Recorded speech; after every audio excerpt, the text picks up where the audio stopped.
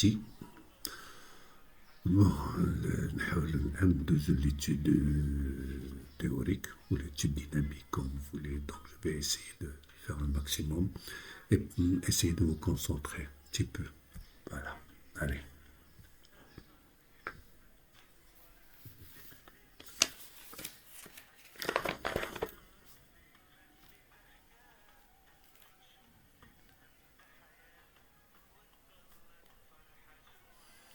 Bon.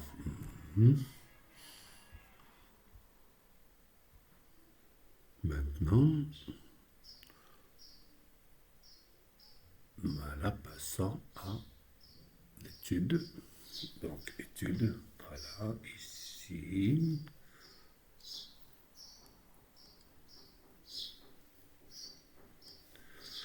Voilà, je pense, 3 études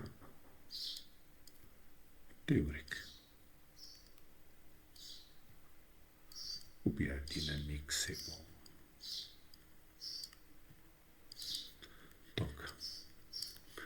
Donc, je vais en général, j'applique sur la nôtre.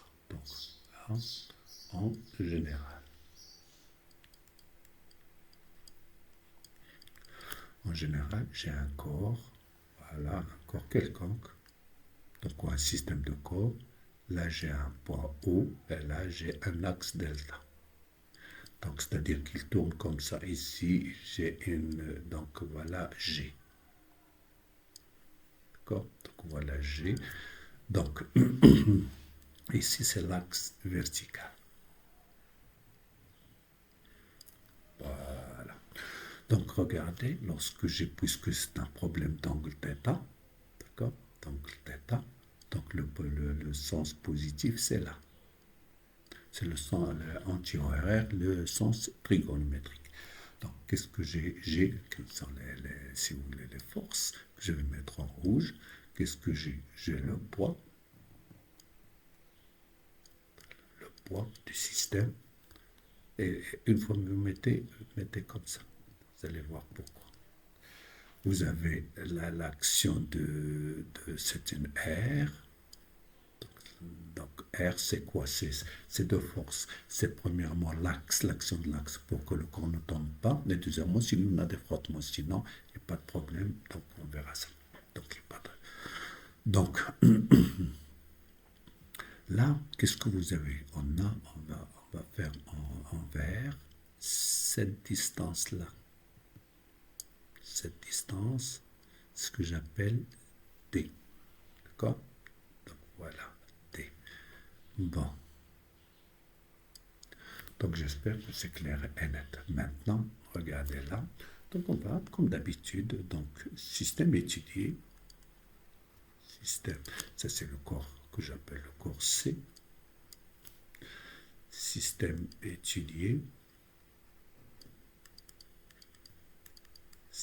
C. Bilan. Bilan, comme d'habitude, bilan des forces. Bilan des forces, il y a le poids P, le poids et R.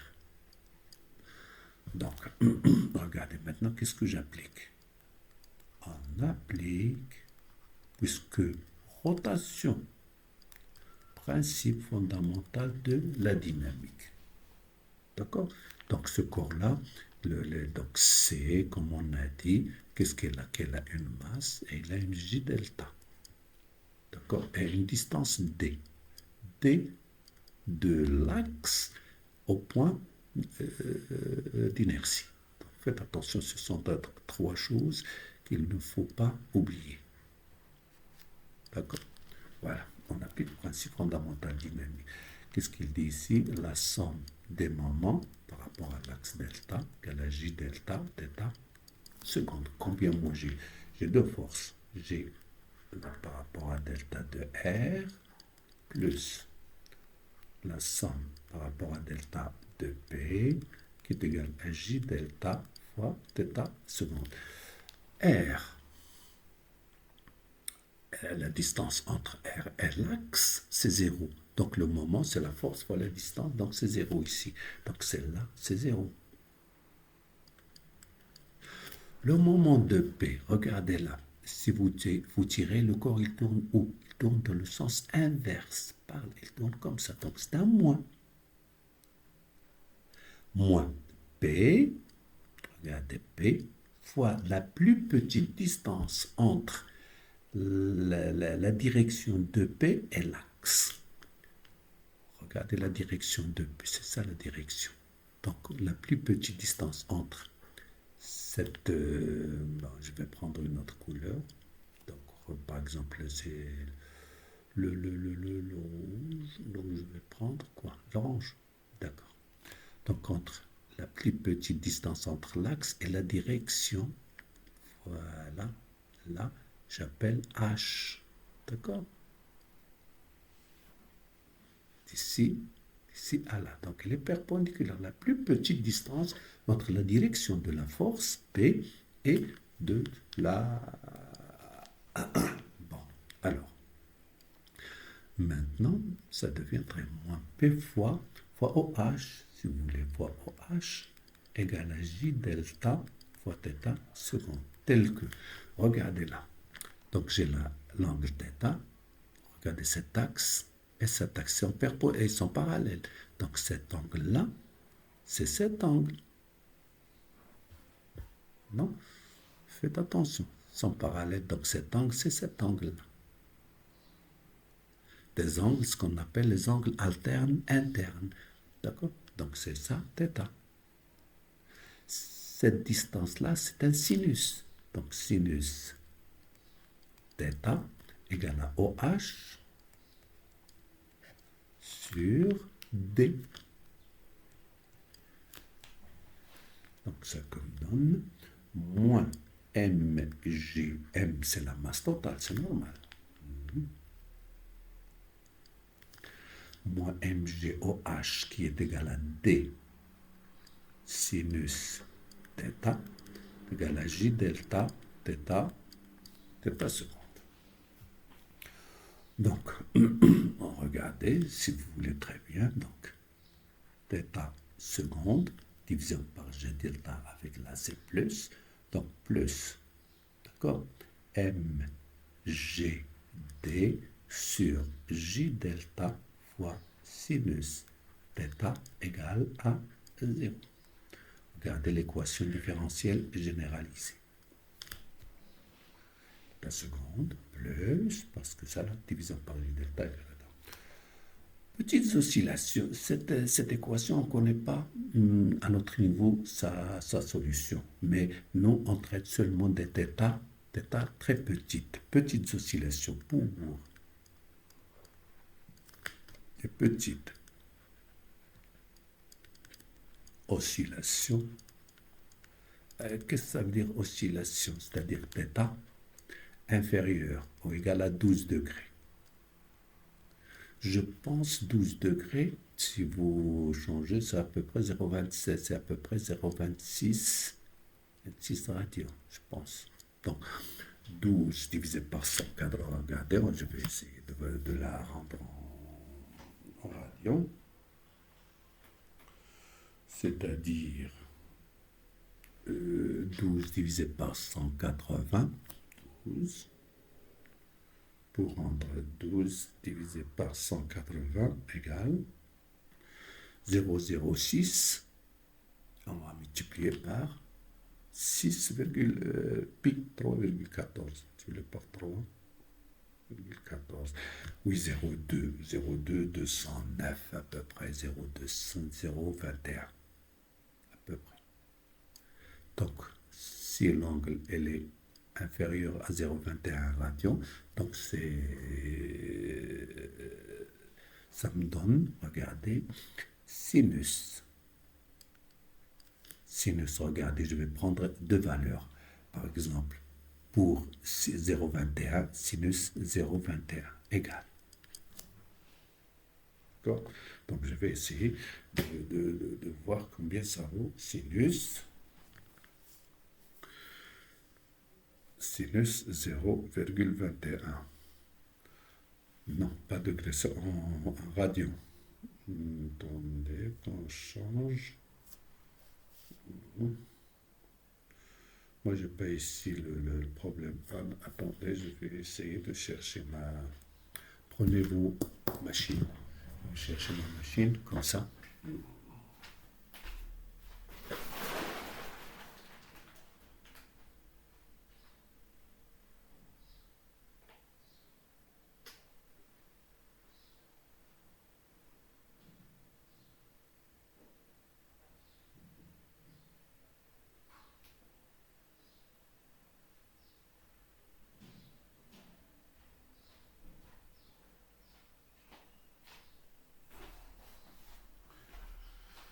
Bon, alors, je vais adapter les angles sur le radio, l'unité, et je vais prendre 0,21, 0,21 sinus. Voilà. 0,208. Ça, c'est maximum. 0,208, c'est à peu près, regardez, égal à 0,208. À peu près 0,21. Regardez, je vais prendre sinus, par exemple, 0,12. Voilà, on va voir, 0,12 radio. Donc 0,12, 0,12 sinus, 0,119. 0,119. À peu près 0,12. Vous voyez très bien. Donc c'est dans ces petites oscillations, donc sinus θ, θ à peu près égal à θ, mais en radian. Faites attention, je m'en sais. Donc, et dans l'équation, qu'est-ce qu'il devient? θ seconde plus mgd sur j delta fois θ égale à 0. Voilà. Ça, c'est une équation différentielle linéaire. D'accord? C'est une équation différentielle linéaire. Donc, s'il est linéaire, donc on a la solution. Donc, il est de la forme de θ 2 points plus oméga 0 carré θ égale à 0. Voilà. C'est la pulsation ou la vitesse angulaire telle que oméga 0 carré égale à mgd sur j delta, qui est égal à 4 pi carré sur T0 carré. Ce qui donne que T0 égale 2 pi racine de pi racine de J delta sur MGD. Voilà. Ça, c'est essentiel. Donc voilà la période qu'on a déjà, on a déjà mesurée. Donc vous avez T0, vous avez, ça c'est la période propre,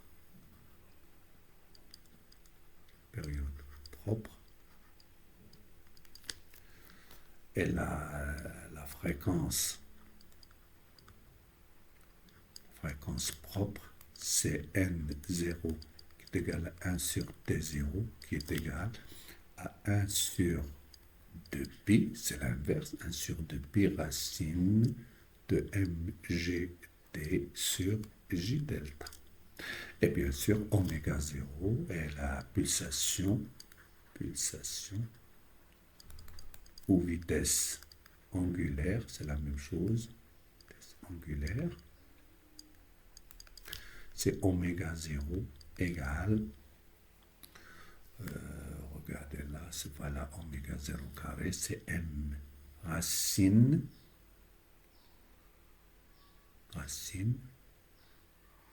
de mgd sur j delta.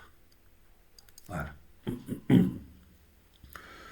Alors, maintenant, on va essayer de voir est-ce que nous, combien pour... Donc, vous avez ici toutes les données que vous avez, sinon l'étude, celle-là qui est la plus importante. Donc, maintenant, on va appliquer ça sur notre pendule. Donc, pour le pendule pesant de 20, d'accord? Pendule pesant de 20, qu'est-ce qu'on a? Donc, on a...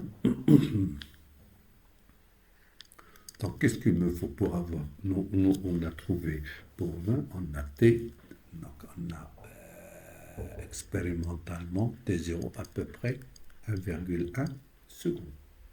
Je pense, c'est ça. Oui. Alors, maintenant, qu'est-ce qu'il me faut? Il me faut la masse. Donc, la masse, c'est l'ensemble. La masse égale. La masse de la tige, c'est M1 plus la masse de la masse l'autre. C'est 100 grammes. 100 grammes, comme j'ai dit, c'est 200 grammes, qui est égal à 0,2. 0,2 kg. D'accord? À la masse. G, il n'y a pas de problème pour G. G égale à 9,81 newton par kilogramme ou mètre par seconde carré. D, il faut calculer D. D, c'est une... D, c'est quoi? Donc, regardez les sens. D égale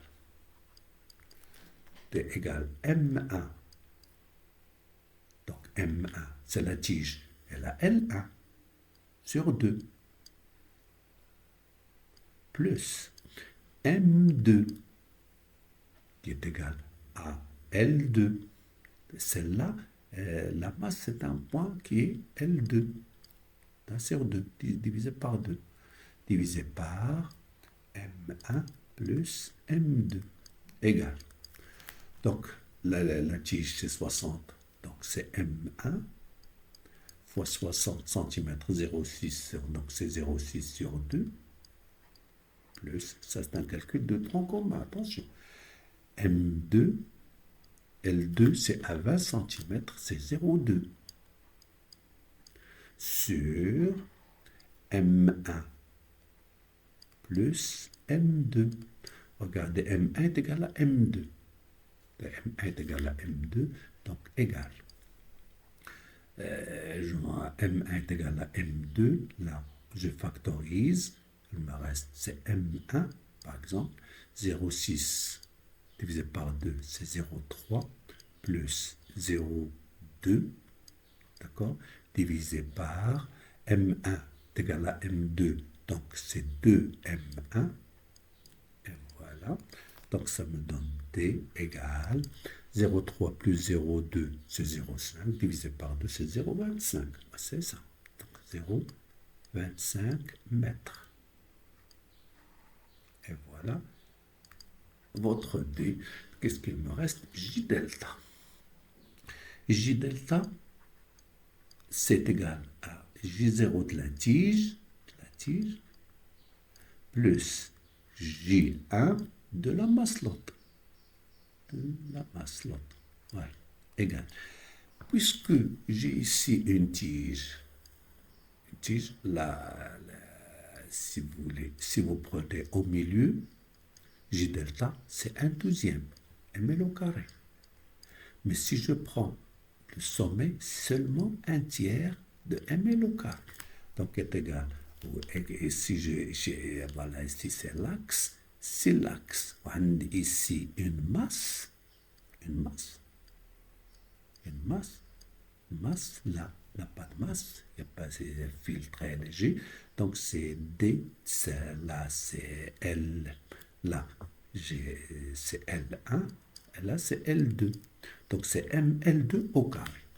Donc G0, c'est 1/3 de, puisque M, donc c'est M1, L au carré, L1 au carré, plus M2 fois L2 au carré. J'espère que vous arrivez à me suivre. Faites attention. Donc, égal. M1 est égal à M2.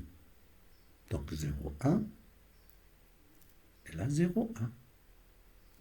Donc c'est 1/3. M1, 0,1, c'est 10 moins 1. L1, c'est 60, c'est 0,6, donc 0,6 au carré. D'accord? Alors, faites attention. Plus. M2, c'est 10 moins 1, qui est 0,1. L2, c'est 20, là, voilà. Donc, c'est 0,2 au carré. Voilà. Égal. 1 tiers fois 10 moins 1. Là, 6 10 moins 1 au carré, c'est 36 10 moins 2. Plus 10 moins 1. Là, c'est 2, c'est 4. C'est 2 10 moins 1, c'est 4 10 moins 2. D'accord? Regardez, 36 divisé par 3, c'est 12. 12. 10 moins 1, c'est 10 moins 2, c'est 10 moins 3, plus 4 10 moins 3. 4 10 moins 3. Égal. Combien 4 plus 12, c'est 16. 10 moins 3. Ce qui me donne que J delta égale à 1,6 fois 10 moins 2 kg fois mètre au carré. Voilà, J delta. Alors, je ne sais pas, qu'est-ce que vous voulez d'autre? Vous avez donc T0 égale 2pi racine de J delta sur mgd.